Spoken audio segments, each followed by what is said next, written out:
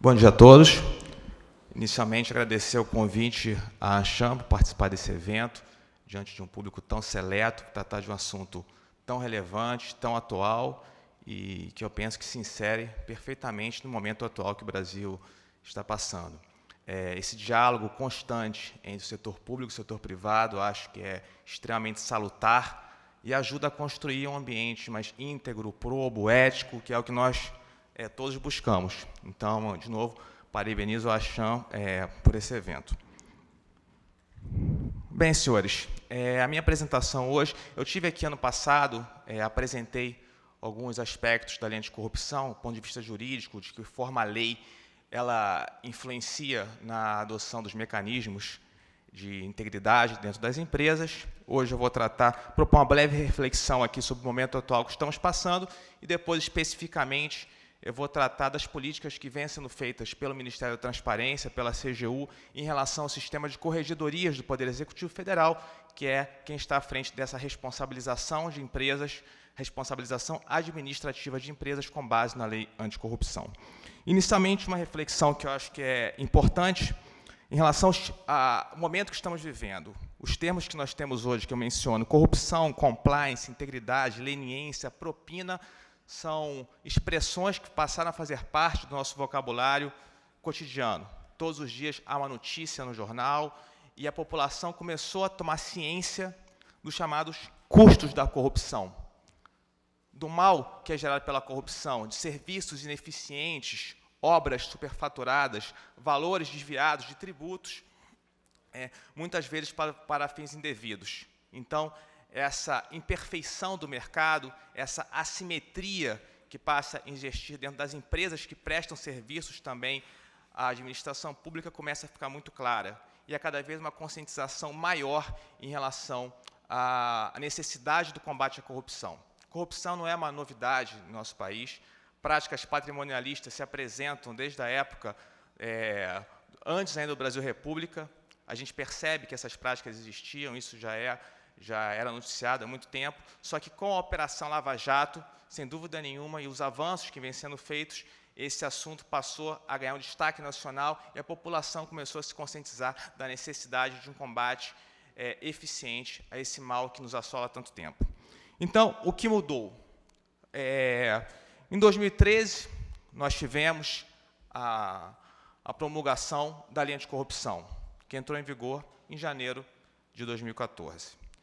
Do ponto de vista jurídico, estritamente em relação à lei anticorrupção, que veio, a gente pode fazer essa correlação, em razão até daqueles movimentos que, em junho de 2013, tomaram as ruas do nosso país, aquelas manifestações, todos se lembram, e nós tivemos, logo ali naquele momento, já em agosto daquele ano, a promulgação da lei anticorrupção, que fez recentemente 4 anos que está em vigor. Na verdade, o vigor dela começou em janeiro de 2014. Então, antes da lei anticorrupção, nós tínhamos uma lacuna legislativa em relação à responsabilização de pessoas jurídicas na esfera administrativa. Atualmente, nós temos sanções econômicas. As pessoas jurídicas podem ser punidas na esfera administrativa por atos de corrupção. Não vou tratar de todos esses atos. Em todos os atos que estão previstos na lei. Anteriormente, nós tínhamos a possibilidade de responsabilizar empresas com base na Lei 866, a Lei de Licitações e Contratos, 10.520 do Pregão, 12.462 do RTC, mas são diplomas legais, são leis que se baseiam numa relação contratual entre a administração pública e um ente privado. Agora, a Lei 12.846 veio, trouxe elementos mais amplos, menciono aqui a questão do acordo de leniência, com toda a importância que tem no cenário atual, e traz aí essa possibilidade de responsabilização de pessoas jurídicas com sanções econômicas. Sanções que podem chegar a 60 milhões de reais ou a 20% do faturamento bruto de uma empresa, sanções aplicadas na esfera administrativa, além das sanções também aplicadas na esfera civil. O foco na responsabilização de pessoas jurídicas. Antes nós tínhamos o foco na responsabilização de pessoas físicas, agora também temos essa possibilidade de responsabilização de pessoas jurídicas e a questão da responsabilidade objetiva das pessoas jurídicas. Ou seja, basta a demonstração de um fato ilícito praticado e uma correlação com uma vantagem auferida ou pretendida pela pessoa jurídica para que aquele fato seja considerado uma irregularidade e que a pessoa jurídica possa vir a ser punida. Isso influencia, senhores, aqui, de forma muito significativa, a adoção dos mecanismos de integridade. Na pesquisa que nós fizemos aqui no início desse evento, foi verificado, não me recordo exatamente o número, mas, se não me engano, 44% ou 45% das empresas têm uma preocupação com a questão da gestão dos parceiros, das pessoas que atuam em seu nome, dos prepostos, procuradores, representantes que atuam em seu nome. E essa preocupação é válida nesse cenário, justamente porque um ato praticado por esses terceiros podem, de alguma forma, gerar a responsabilidade da pessoa jurídica. Ainda que todo o corpo diretivo esteja comprometido com regras claras e éticas, transparentes, ainda assim, se um procurador se desviar daquelas normas que são preconizadas pela empresa, ainda assim a pessoa jurídica poderá ser responsabilizada. Então, essa questão da responsabilidade objetiva também se insere nesse novo cenário que nós temos com a lei anticorrupção, com a Lei 12.846. Senhores, e aí eu trouxe aqui os possíveis benefícios da implementação e o aperfeiçoamento dos mecanismos de integridade. O primeiro momento em que foi mencionada a questão de integridade, que começou, eu acho, todo esse debate, a questão do termo compliance começou a se tornar uma referência. Até faço uma correção do que eu falei ano passado, eu mencionei que o termo compliance estava na moda. Eu me corrijo, porque moda vem e passa. Eu acho que essa noção de integridade, de compliance no meio empresarial, e que de alguma forma também passa a permear as instituições públicas, veio para ficar. Então, eu acho que é uma mudança de paradigma que realmente está sendo percebida em âmbito nacional, principalmente em razão da Operação Lava Jato. Mas, de modo objetivo, aqui falando, a Lei 12.846 prevê que esses mecanismos de integridade têm aptidão para reduzir o valor da multa de 1% a 4%.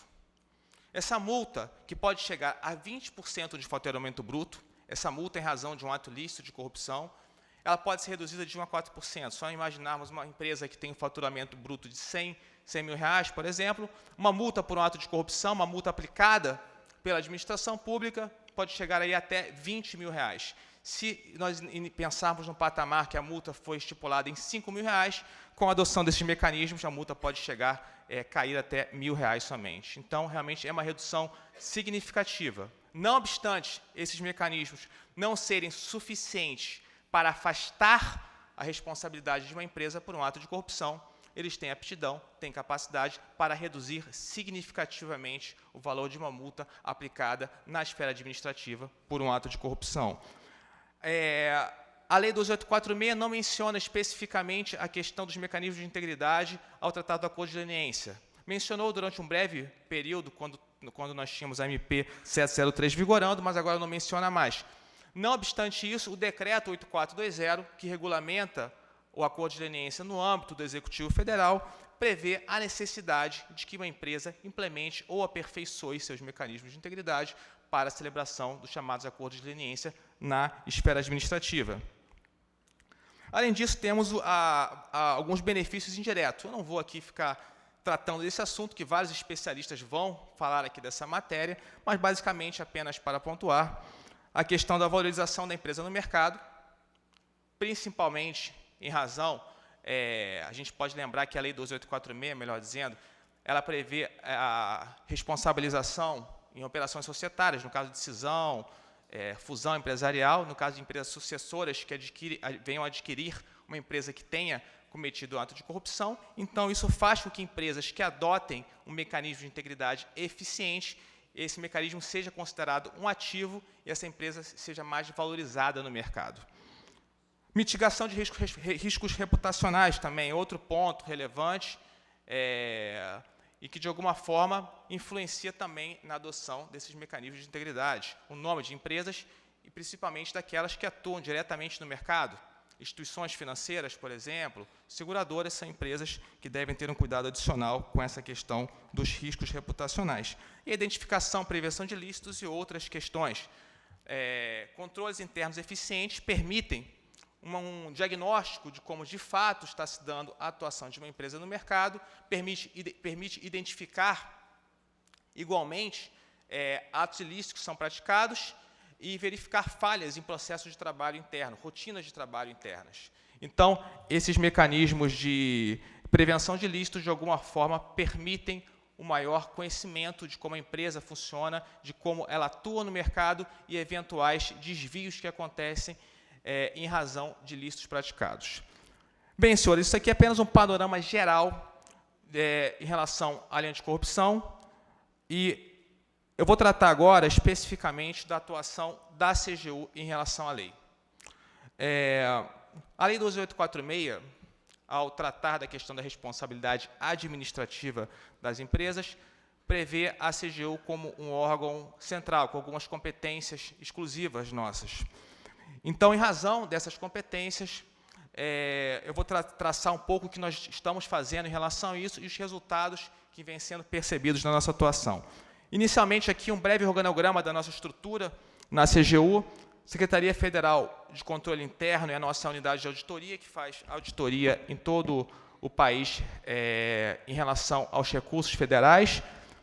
Vou pular a corregedoria, falar depois. Temos a Ouvidoria Geral da União, que é o órgão central do sistema de ouvidorias do Poder Executivo. E temos 3 unidades que têm atribuição em questões relacionadas à lei anticorrupção. Secretaria Executiva, onde são negociados os acordos de leniência que a CGU vem a celebrar. Recentemente celebramos um acordo no mês passado.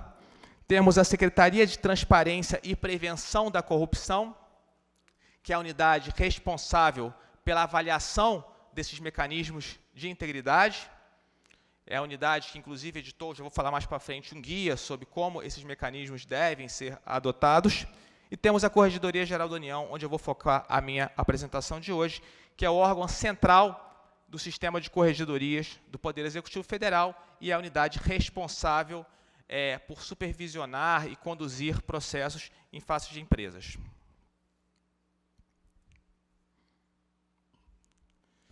Bem, senhores, a Corregedoria Geral da União é o órgão central de corregedorias do Poder Executivo Federal.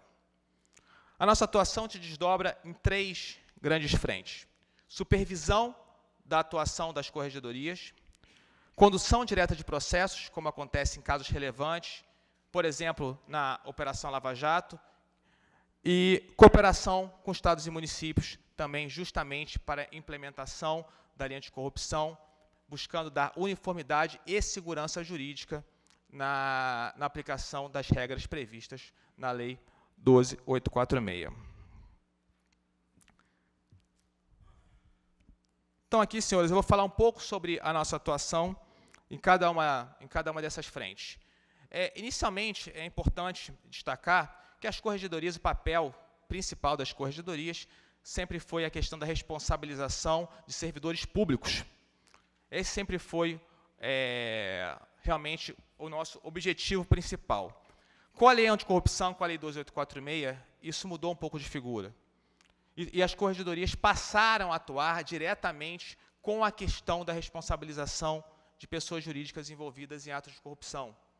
Então, dentro do Poder Executivo Federal, inclusive, já houve uma orientação, apenas uma orientação, para que os órgãos e entidades do Poder Executivo Federal, ministérios, autarquias e também empresas estatais, para que esses entes busquem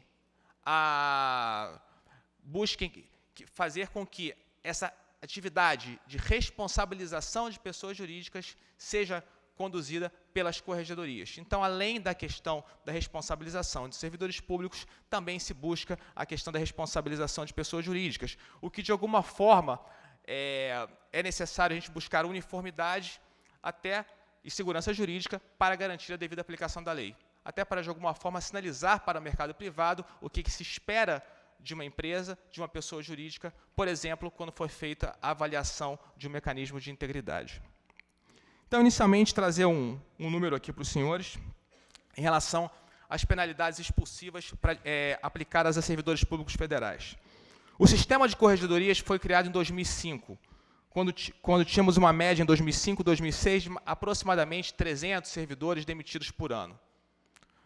Esse número aumentou E agora, em 2016, nós tivemos um número recorde de servidores públicos federais demitidos, chegamos ao número de 550 servidores públicos federais demitidos do serviço público.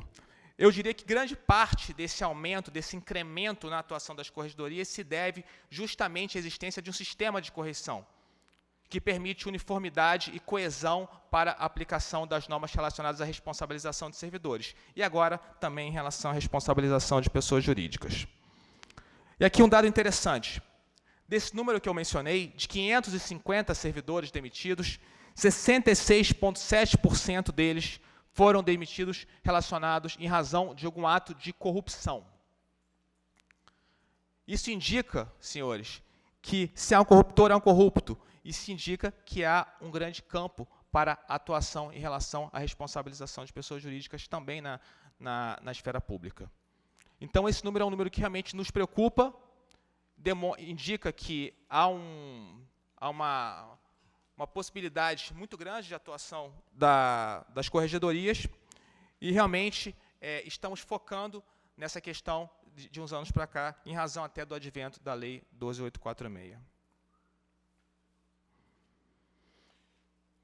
Bem, e o que de fato vem sendo feito para gerar uniformidade, coesão ao sistema, dar segurança jurídica à aplicação da lei anticorrupção? Bem, capacitação de servidores. Ano passado, capacitamos 667 servidores de estados e municípios para a aplicação da lei anticorrupção, lembrando que a lei anticorrupção é aplicada também por estados e municípios, todos os entes federados podem aplicar a lei anticorrupção, municípios, estados, Distrito Federal e União. Então, a preocupação muito grande do Ministério é justamente possibilitar a uniformidade na aplicação dessa lei, evitando discrepâncias na interpretação jurídica de normas que estão previstas na Lei 12.846. E capacitamos também 122 servidores do Poder Executivo Federal para aplicação da lei anticorrupção. É uma matéria muito nova, essa questão de apuração de responsabilidade de pessoas jurídicas. Então, a preocupação nossa lá do Ministério é, de fato, conseguir permitir uma aplicação uniforme da lei dentro de todo o Poder Executivo. Então, por isso, estamos investindo muito em capacitação de servidores para essa atividade seja desempenhada da melhor forma possível. Criação de corregedorias. Nos últimos anos, desde que o sistema de corregedorias foi criado, 50 novas corregedorias foram criadas e 15 nos últimos 3 anos. As corregedorias, em razão da opção delas serem titulares dos processos administrativos conduzidos em face de empresa, e muitas vezes titulares também da avaliação de mecanismos de integridade, da avaliação de como se dará, por exemplo, o valor da multa a ser aplicado, do que se considera um ilícito. As corregedorias, a gente busca, na verdade, dar para as corregedorias segurança nessa atuação. Então, os corregedores, melhor dizendo, têm um mandato de 2 anos, prorrogável por 2 anos, para dar segurança e independência na atuação desses corregedores. O nome desses corregedores passa lá pela CGU, também há uma aprovação, e em breve, nos próximos meses, estaremos soltando uma portaria com critérios, inclusive, mais rígidos para a seleção dos corregedores que vão atuar nos ministérios, autarquias, empresas estatais, em relação à ocupação desse cargo de corregedor. Então, realmente é uma preocupação nossa garantir a independência desses corregedores e realmente uma atuação uniforme e juridicamente segura para a aplicação da lei anticorrupção. Supervisão de processos. Isso aqui também, senhores, eu acho que é uma medida importante para que a gente possa ter uma ideia de como está a questão da apuração de responsabilidade de pessoas jurídicas no âmbito da administração pública. Recentemente, foi lançado o nosso sistema CGU-PJ, começou a vigorar agora, no final de julho. Esse sistema ele é de utilização obrigatória por todos os órgãos e entidades do Poder Executivo Federal. E qual é o objetivo? O objetivo é a gente ter um panorama, um diagnóstico preciso de como se encontra essa atuação dentro do Poder Executivo. Então, ele ele traz informações de todos os processos e investigações relacionados a atos de corrupção praticados em face do Poder Executivo Federal. Então, nós conseguimos ter um diagnóstico preciso de como está sendo feita essa atuação. Conseguimos verificar a necessidade de aperfeiçoamento em determinados pontos. Por exemplo, recentemente, alteramos a Portaria 910, que trata do rito de responsabilização de pessoas jurídicas, justamente para corrigir algumas imperfeições que foram verificadas no trâmite de processos. O cadastramento é obrigatório, e foi feito, esse prazo começou agora, dia 28 de julho. Nós conseguimos informações referentes à quantidade e à duração de processos, além das investigações, bem como acerca das sanções aplicadas também conseguimos essas informações. O sistema já tem 95 órgãos e entidades registrados e 67 processos já cadastrados dentro do Poder Executivo Federal para apurar atos de corrupção. Além disso, estamos atuando na uniformização de entendimentos. Recentemente divulgamos o nosso Manual de Responsabilização de Pessoa Jurídica, temos o Manual de Referência para Adoção de Programas de Integridade, também lá da CGU, e a Integridade para Empresas de Pequeno Porte. Esse manual também foi lançado recentemente. Senhores, eu já estou me encaminhando para o fim, já recebi o meu alerta e não pretendo adentrar no horário do coffee break sobre o risco reputacional para mim. Então pretendo ser o mais breve possível aqui. Bem, em relação à questão do suborno transnacional, senhores, aqui é só importante pontuar. Essa questão foi trazida pela Lei 12846. Quando nós olhamos para trás, na verdade, a gênese dessa lei tem nítida vinculação com a questão do suborno transnacional, ou seja, com aquelas práticas ilícitas praticadas por empresas brasileiras no exterior. Em relação especificamente à apuração administrativa, a competência exclusiva da CGU.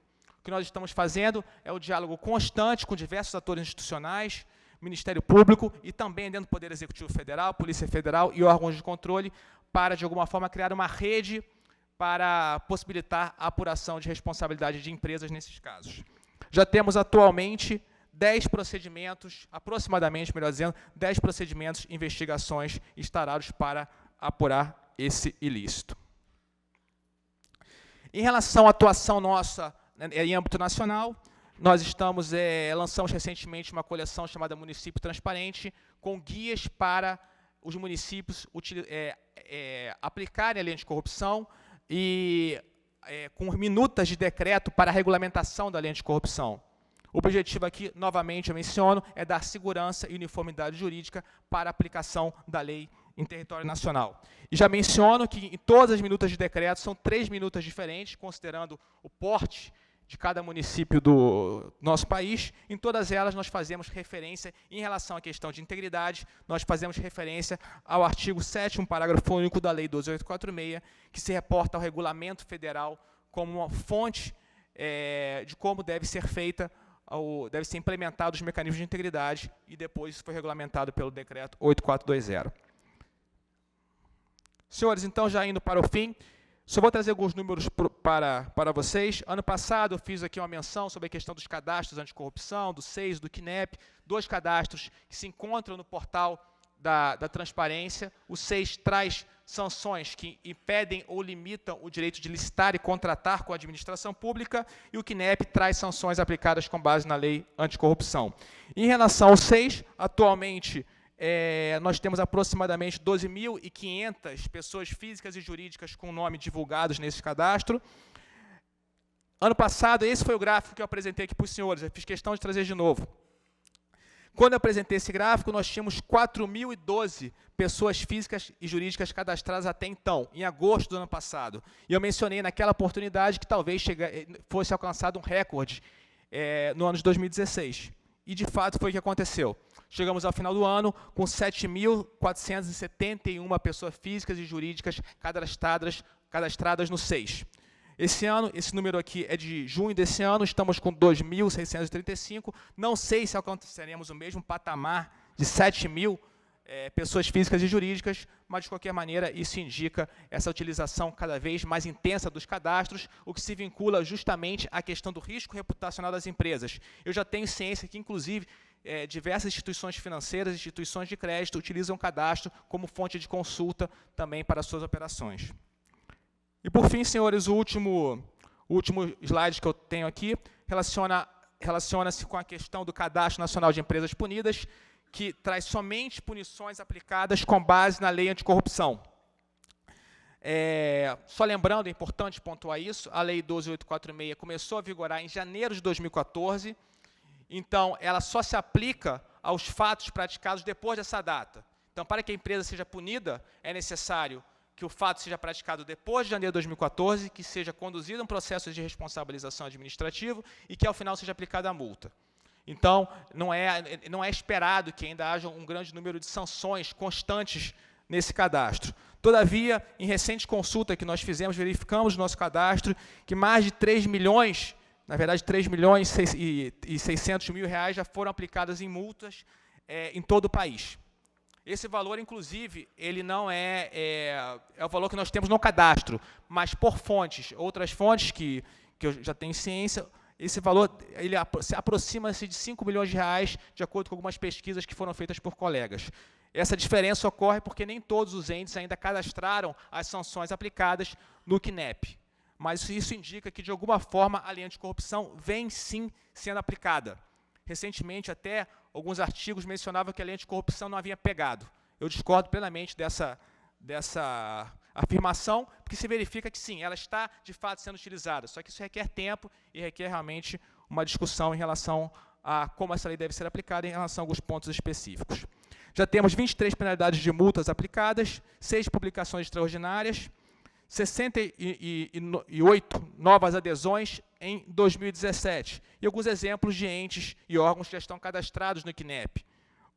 Todos os órgãos e entidades do Poder Executivo Federal, o Ministério Público da União, o Tribunal Superior do Trabalho, 18 estados e 80 municípios, e também 9 tribunais de justiça. Todos esses entes públicos já têm a possibilidade de cadastrar as suas respectivas sanções aplicadas com base na lei anticorrupção no CNEP, que é divulgado pelo Portal da Transparência. Senhores, essa foi a minha breve apresentação. Eu trouxe alguns números aqui para vocês, para realmente passar uma ideia de como vem sendo feita essa atuação da CGU em relação à lei anticorrupção, em relação à responsabilização de pessoas jurídicas. Novamente, aqui agradeço a Chan, acho que esse tipo de evento, esse tipo de diálogo é realmente muito oportuno e, de alguma forma, facilita, como eu disse, a construção desse ambiente que todos nós estamos buscando e, certamente, acho que daqui a 5, 10 anos, quando nós olharmos para trás, vamos verificar que muito o que foi obtido de sucesso é em razão dos fatos que estão acontecendo nesse momento no país. Muito obrigado.